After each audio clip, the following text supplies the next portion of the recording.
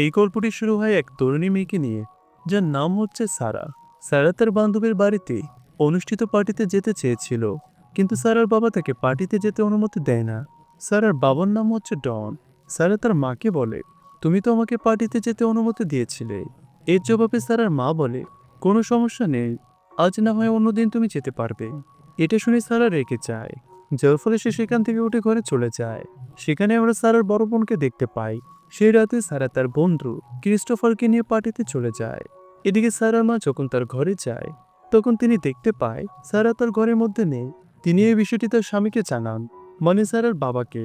তখন এই কথা শুনে সারার বাবা খুব রেগে যায়। অন্যদিকে সারা সম্পূর্ণ রাত ক্রিস্টোফারের সঙ্গে কাটিয়ে পরের দিন সকালে সে বাড়ি ফিরে আসে। সেখানে সারার বাবা ভীষণ রেগেছিল এবং তাকে অনেক বকাঝকা করে। এদিকে সেখানে সারার মাও সেখানে এসে পৌঁছায়। তখন রাগান্বিত সারা দৌড়ে তার ঘরে চলে যায়। সারা যখন ঘরে ছিল, তখন তার মা এবং বোন সেখানে আসে। তারা নিজেদের মধ্যে কথা বলতে শুরু করে। সারা তখন তাদের বলে, আর 3 মাস পর আমার 18 বছর বয়স হবে। আমার এক শৈশবের বন্ধু আছে, আমি তার কাছেই চলে যাব। সেখানে আমি তার সঙ্গে থাকবো এবং আমার জীবন অনেক আনন্দে কাটাবো। অন্যদিকে বাইরে দাঁড়িয়ে সারার বাবা এই কথাগুলো শুনে ফেলে। তারপর সারার বাবা বেসমেন্টের গোপন ঘরটি খোলেন। এরপর তিনি 3 মাস পরের জন্য অপেক্ষা করতে থাকেন। সারা যখন 18 বছর বয়সে পৌঁছাবে, তখন তিনি এটাকে কাজে লাগাবে। এরপর সরাসরি আমাদের 3 মাস পরের দৃশ্য দেখানো হয়, যেখানে আমরা সারাকে দেখি সে ফোনে ক্রিস্টোফারের সঙ্গে কথা বলছিল। সারার বোন তখন বাড়িতে ছিল না, তার মাও বাজারে গিয়েছিলেন। বাড়িতে শুধু সারা আর তার বাবা ছিলেন। তখন ডন সারাকে বলে, আমি কি বাস্ক বেসমেন্টে নিয়ে যেতে চাই, তাই আমাকে বাস্কটি নামাতে সাহায্য করো। এরপর দুজন মিলে বাস্কটি বেসমেন্টে নিয়ে যায়। সেখানে গিয়ে ডন গোপন ঘরের দরজা খোলে।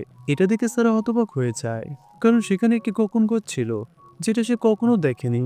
তারপর ডন সারাকে সে ঘরে নিয়ে যায়। এরপর ডন সারাকে ফাঁদে ফেলার চেষ্টা করে। সে কৌশলে সারাকে তালাবদ্ধ করে সেই ঘরে রেখে দেয়। সারা তখন চিৎকার করে সাহায্য চাইতে থাকে, কিন্তু ডন তার প্রতি বিন্দু পরিমাণ দয়া দেখায় না। সে সারার আত্মনাদ একেবারে উপেক্ষা করে।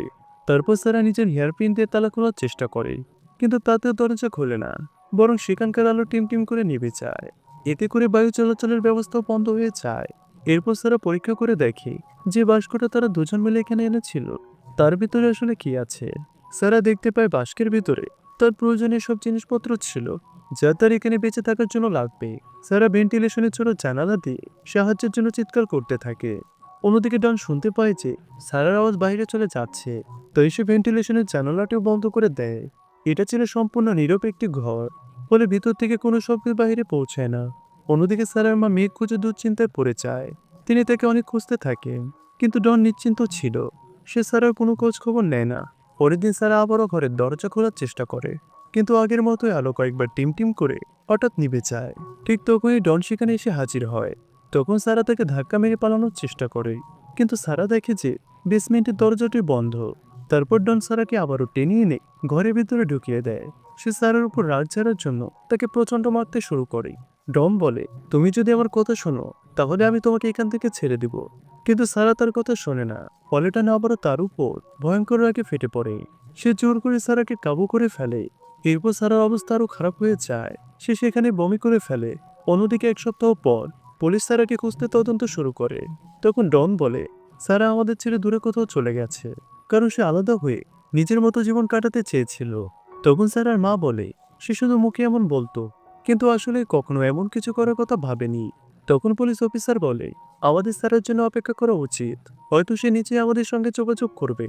অন্যদিকে সারার মন ভেঙে যায় তার বাবার এত নিষ্ঠুর আচরণ দেখে। সে ভীষণভাবে দুঃখী হয়ে পড়ে।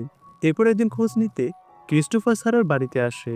তখন ডন ক্রিস্টোফারকে বলে, সারা তার শৈশবের বন্ধুর সঙ্গে পালিয়ে গেছে। এরপর 21 দিন কেটে যায়। সারার বয়স 18 বছর পূর্ণ হয়। সেদিন ছিল তার জন্মদিন, তাই ডন কেক আর মোমবাতি নিয়ে সারার কাছে আসে। এরপর ডন সারাকে বলে মোমবাতি নিভিয়ে দিতে। সারা তার কথা মতো তাই করে। সে আসলে ডনের কথা মেনে চলছিল, কারণ ডন তাকে বলেছিল যদি সে তার কথা শোনে, তাহলে খুব শীঘ্রই সে তাকে ছেড়ে দিবে। ডন সারাকে পরার জন্য একটি পোশাক দেয়। এরপর ডন সারাকে তার একটি ইচ্ছের কথা জিজ্ঞেস করে এবং তাকে বলে, আমি সেটা পূরণ করব। এতে সারা বলে, আমার ইচ্ছে হচ্ছে এখান থেকে মুক্তি পাওয়া, আমি এই জায়গা থেকে বেরিয়ে যেতে চাই। এতে ডন বলে, এখন অনেক সময় বাকি আছে। তখন সারা বলে, তাহলে আমি একটি ঘড়ি আর একটি টিভি চাই। এখানে আমরা দেখতে পাই ডন আবারও সারার উপর জোর খাটায়, মানে ইন্টিমেট হওয়ার চেষ্টা করে। কতটা জঘন্য হলে সেই রকম কাজ করার চেষ্টা করে। যেভাবে পরের দিন ডন সারার জন্য একটি ঘড়ি আর টিভি নিয়ে আসে।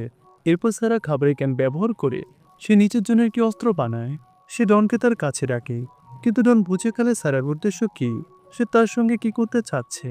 যার ফলে সে সারাকে মারধর করতে শুরু করে, এমনকি তার হাতও ভেঙে দেয়। এভাবে করতে করতে 1 বছর কেটে যায়। আমরা দেখতে পাই সারা প্রেগনেন্ট হয়ে গেছে। কিছুদিন পর তার ডেলিভারির সময় আসে। সে তখন প্রচন্ড পরিমাণে যন্ত্রণায় ভুগছিল। এরপর সে একটি কন্যা সন্তানকে জন্ম দেয়। অন্যদিকে সারার মেয়েকে দেখে ডন খুশি হয় না। এরপর আবারও কেটে যায় 4 বছর। অন্যদিকে সারা মাতাকে ভীষণভাবে মিস করছিল। এদিকে সারা আবারও প্রেগনেন্ট হয়ে পড়ে। অন্যদিকে ডন তার স্ত্রীকে বলে, আমার পদোন্নতি হয়েছে।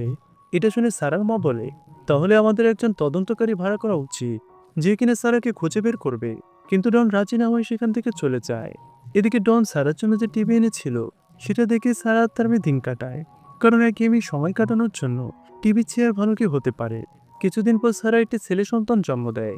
একদিন হঠাৎ করে সারার মেয়ে অসুস্থ হয়ে পড়ে। তার শরীরে প্রচন্ড পরিমাণ জ্বর আসে।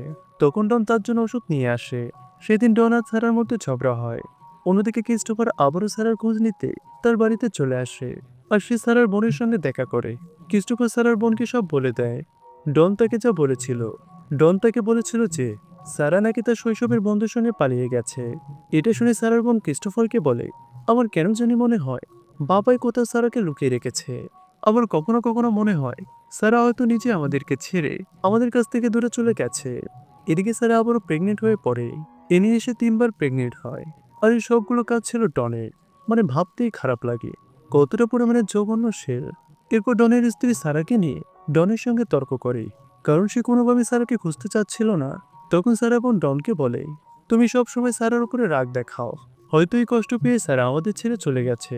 তখন এটা শুনে সারার মা মন খারাপ করে সেখান থেকে চলে যায়। তার পিছু পিছু ডনও সেখান থেকে চলে যায়। এই সময় ডনের পকেট থেকে বেসমেন্টের চাবি পড়ে যায়। তখন সারা বোন সে চাবি তুলে নেয় এবং সে সেই বেসমেন্টে গিয়ে খোঁজ নিতে থাকে, যেখানে সে নানা রকম অদ্ভুত জিনিস দেখতে পায়। সেগুলো দেখে সারার বোন ভাবে, এগুলো এখানে কি করছে। ঠিক তখনই ডন সেখানে চলে আসে এবং সে সারার বোনকে সেখান থেকে দ্রুত বেরিয়ে যেতে বলে। এদিকে সারা তার 3য় সন্তানকে জন্ম দেয়। সে ছিল একটি ছেলে সন্তান। সারা তখন ডনকে অনুরোধ করে বলে, আমার 3য় সন্তানটিকে বাইরে নিয়ে যাও, আর এই বাচ্চাকে আমার মায়ের কাছে দিয়ে দাও। এটা শুনে ডনের মাথায় একটি বুদ্ধি আসে। সে চুপিসারে সেই শিশুটিকে নিজের বাড়ির বাইরে রেখে দেয়। এরপর শিশুর কান্নার শব্দ শুনে সারার মা দ্রুত বাইরে চলে আসে। সেখানে তিনি শিশুটিকে পায়।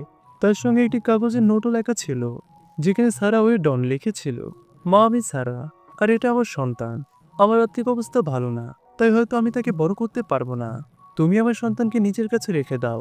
এটা শুনে সারার মা শিশুটিকে নিজের সঙ্গে নিয়ে যায়। এদিকে ডন সেখানে আরেকটি নোট খুঁজে পায়, যেখানে সারা লিখেছিল, বাবা আমাকে বেসমেন্টে বন্দি করে রেখেছে। এটা পড়ে ডন ভীষণ রেগে যায়। ফলে সে শাস্তি দেওয়ার জন্য আবারও সারার উপরে জোর খাটায়। এরপর আমাদের কয়েক বছর পরের দৃশ্য দেখানো হয়, যেখানে দেখা যায় সারার মেয়ে আর ছেলে বড় হয়ে গেছে। একদিন ডন সারার মেয়ের দিকে খারাপভাবে তাকাচ্ছিল। সারা তখন বুঝতে পারে ডনের খারাপ উদ্দেশ্য। তার মনে হতে থাকে হয়তো তার মতে তার মেয়ের অবস্থা হতে পারে, যার ফলে সে এটা নিয়ে অনেক চিন্তিত হয়ে পড়ে। পাশাপাশি আমরা এটাও জানতে পারি সারার মেয়ে হাঁপানি রোগে ভুগছে। একদিন সারা দেখতে পায় ছাদের উপর থেকে ফোঁটা ফোঁটা পানি পড়ছে। তখন সারা ভাবে এখানে হয়তো কাঁচা মেঝে আছে, যেটা ভাঙতে পারলে কাউকে সাহায্যের জন্য টাকা যেতে পারে। এরপর সে দ্রুত সেখানে একটা গর্ত করে। সে রাতে সেই গর্ত দিয়ে আলো বের করে দেয়। ঠিক তখনই একটি লোক সেই আলো দেখে ফেলে, কিন্তু দুর্ভাগ্যবশত সে এটা ডনকে বলে দেয়। সে বলে, তোমার বেসমেন্ট থেকে একটা গর্ত দিয়ে আলো বের হচ্ছে। এটা শুনে ডন সারার উপরে আবারও রেখে যায়, যার ফলে সে সারার কাছে গিয়ে আবারও তাকে মারধর করতে শুরু করে। সে এতটাই মারধর করেছে সারা সেখানে গর্ভপাত পেয়ে যায়, কিন্তু মারধরের কারণে শিশুটি মারা যায়। এরপর ডন শিশুটির মৃতদেহকে কবর দেয়। এতে সারা ভীষণ দুঃখী হয়ে পড়ে। কিছুদিন পর সারা জানতে চায় তার সেই ছেলের খবর, যাকে সে তার মায়ের কাছে দিয়েছিল। ডন সারাকে বলে সে আগামী মাসে একটা টুর্নামেন্ট খেলবে। তখন এটা শুনে ভিতরে থাকা সারার ছেলে বলে, আমিও বাইরে গিয়ে খেলতে চাই। সে সারাকে আরো বলে, আমরা কবে বাইরে যাব, আর কবে বা বাইরে গিয়ে খেলবো। তখন ডন বলে ওঠে, তোমার মা আমার সঙ্গে যখন ভালো ব্যবহার করবে তখনই তোমরা বাইরে যেতে পারবে। এর পাশাপাশি আমি তোমাদেরকে নিয়েও বাইরে ঘুরতেও যাব, আর সেখানে তোমরা মজা করে খেলতে পারবে। তখন সারা ডনের কাছে ক্ষমা চায় যে তার বাচ্চারা বাইরে যাওয়ার কথা বলেছে। ডন যেন তাদেরকে বাইরে নিয়ে যায়, কিন্তু ডন কোনো কথা না বলে সেখান থেকে চলে যায়। ডনি চলে যাওয়ার পর সারার বাচ্চারা তার উপরে রেগে যায় আর তাকে বলে, তুমি তার সঙ্গে ভালোভাবে কথা বলো না কেন? কেন এবার তার কথা মতো চলো না? তখন সারা বলে, তোমরা এসব বুঝবে না, আমি শুধু তোমাদের রক্ষা করতে চাই। এরপর দেখা যায় সারা ভীষণ দুঃখী ছিল, পাশাপাশি সে ক্রিস্টোফারকেও মিস করছিল, কারণ সেখানে আসার আগে সে ক্রিস্টোফারের সঙ্গে দেখা করেছে। পাশাপাশি সে ক্রিস্টোফারের সঙ্গে ভালো সময় কাটিয়েছে। এরপর মাকে দেখে শিশুরা তাদের খারাপ আচরণের জন্য সারার কাছে ক্ষমা চায়। এরপর সারা তার সন্তানদের ডনের বাস্তব সত্য জানায়। সে এক এক করে তাদের সব সত্যি বলে দিতে শুরু করে। এগুলো শোনা মাত্র বাচ্চারা অবাক হয়ে যায়। তারা তখন এতটাই ভয় পায় যে সারার মেয়ে কাঁপুনি বেড়ে যায়। ডন যখন জানতে পায় সারা তার বাচ্চাদেরকে সবকিছু বলে দিয়েছে, তখন সে আরো বেশি রেগে যায় আর আবারও বাচ্চাদের সামনে সারাকে মারধর করতে শুরু করে। তখন সারা ছেলে ডনকে এটা করতে বাধা দেয়, যার ফলে ডন শাস্তি হিসেবে বাইরে গিয়ে বেসমেন্টের আলো বন্ধ করে দেয়। কিছুদিন পর দেখা যায় যে ডন তার কাজ ছেড়ে দিয়েছে। এর ফলে তার সঞ্চয় ধীরে ধীরে কমে যাচ্ছে। এতে ডনের স্ত্রী তাকে জিজ্ঞেস করে, তুমি তোমার এত টাকা কোথায় খরচ করছো? অন্যদিকে সারা রুমের ভিতরে থাকা ভেন্টিলেশনটি ভেঙে দেয়। সেদিন ডন ব্যাংক থেকে একটি নোটিশ পায়, যে নোটিশটি ছিল মূলত বাড়ি ছাড়ার, কারণ ডন ব্যাংকের বিমার টাকা ফেরত দেয়নি। যার ফলে ডন সিদ্ধান্ত নেয় সে সারাকে আর তার সন্তানদেরকে হত্যা করবে, কারণ এখন সে পুরো পরিস্থিতি আর সামলাতে পারছে না। সে তার গাড়ির বিষাক্ত ধোঁয়া ভেন্টিলেশনের পথ দিয়ে ভিতরে ঢুকিয়ে দেয়। কিন্তু তখন সারার ছেলে, যাকে সে তার মায়ের কাছে দিয়েছিল, সে সেখানে চলে আসে, যার ফলে ডন গাড়ির ধোঁয়া থামিয়ে দেয়। এরপর কয়েক বছর পর আমরা দেখতে পাই সারার মেয়ে ঝাঁকুনি আগের থেকে অনেক বেড়ে গেছে। তখন সারা ডনকে বলে, আমি আমার মেয়েকে ডাক্তার দেখাতে চাই। তখন ডন তা মানতে অস্বীকার করে, কিন্তু সারা তাকে অনেক বেশি অনুরোধ করে। এর পাশাপাশি সে মেয়ের করুণ অবস্থা দেখে রাজি হয়ে যায়। এরপর ডন কেবল সারাকে আর তার মেয়েকে সঙ্গে নিয়ে যায়, কিন্তু সে তার ছেলেকে বেসমেন্টে থাকতে বলে। এদিকে যখন সারা বেসমেন্ট থেকে বের হয়, তখন সে তার বাড়ি থেকে সবকিছু মনে করতে থাকে। এরপর সারার মেয়েকে হাসপাতালে নেওয়া হয়। অনেক কষ্টের পর তার জীবন বাঁচানো সম্ভব হয়। এরপর স্যারের কাছে একটি মহিলা ডাক্তার এসেও তাকে একটি ফর্ম পূরণ করতে বলে, কিন্তু স্যার আবারও সেই বৌদি জীবনে ফিরে যেতে চায় না। তাই সে কৌশলে ফর্মের মধ্যে পানি ঢেলে দেয়, যার ফলে ডন একটি নতুন ফর্ম আনতে চায়। এই সুযোগে স্যার সেই মহিলা ডাক্তারের কাছে আসে আর তাকে কিছু না বলে জড়িয়ে ধরে। অন্যদিকে ডনও সেটা দেখতে পায়। এরপর স্যার সেই মহিলা ডাক্তারকে বলে, দয়া করে আমাকে সাহায্য করুন। তারাও তখন মনে করে হয়তো স্যারের সমস্যায় আছে। স্যারের সৌভাগ্য ভালো ছিল, সেখানে একজন পুলিশ অফিসারও ছিলেন। সেই পুলিশ অফিসার ডনকে ধরে ফেলে। এরপর ডনের সবকিছু প্রকাশ পায়, যার ফলে ডনকে গ্রেফতার করা হয়। অন্যদিকে স্যারের সেই ছেলেকেও বেসমেন্ট থেকে বের করা হয়। এগুলো জানতে পেরে স্যারের মা ভেঙে পড়ে আর অনেক বেশি চমকে যায়। সে কখনোই ভাবেনি তার নিজের স্বামী অর্থাৎ স্যারের বাবা এগুলো করতে পারে। অন্যদিকে ডনকেও সারা জীবনের জন্য কারাগারে পাঠানো হয়। এরপর সারা নিজের বোন এবং মায়ের সাথে বাইরে বসে নিজেকে অনেক মুক্ত বোধ করে। তার সন্তানরা একত্র হয়ে বাইরে খেলাধুলা করে। ঠিক তখনই ক্রিস্টোফার সবকিছু জানার পর স্যারের সঙ্গে দেখা করতে আসে। আমরা জানতে পাই সে স্যারের জন্য এখনো বিয়ে করেনি। এরপর সারা আর ক্রিস্টোফার একটি লং ড্রাইভে চলে যায়, আর এখানে সিনেমাটি শেষ হয়ে যায়। তো বন্ধুরা, কেমন লাগলো আজকের মুভিটি? যদিও বা আমরা জানি প্রতিটি বাবা মা তাদের সন্তানকে নিজের জীবনের থেকে ভালোবাসে, কিন্তু এমনও বাবা মা আছে যারা নিজের স্বার্থসিদ্ধির জন্য সন্তানকে টার্গেট করে। আর এমনই একটি সত্য ঘটনার উপর ভিত্তি করে এই মুভিটি বানানো হয়েছে। তাই দয়া করে আমাকে ভুল বুঝবেন না, আমি শুধু মুভিটি এক্সপ্লেন করার চেষ্টা করেছি। আশা করি আপনারা বুঝতে পারবেন। তাই আজকের মতো এখানেই বিদায় নিচ্ছি। দেখা হবে পরে ব্রো মুভিতে। ততক্ষণ অবধি ভালো থাকবেন।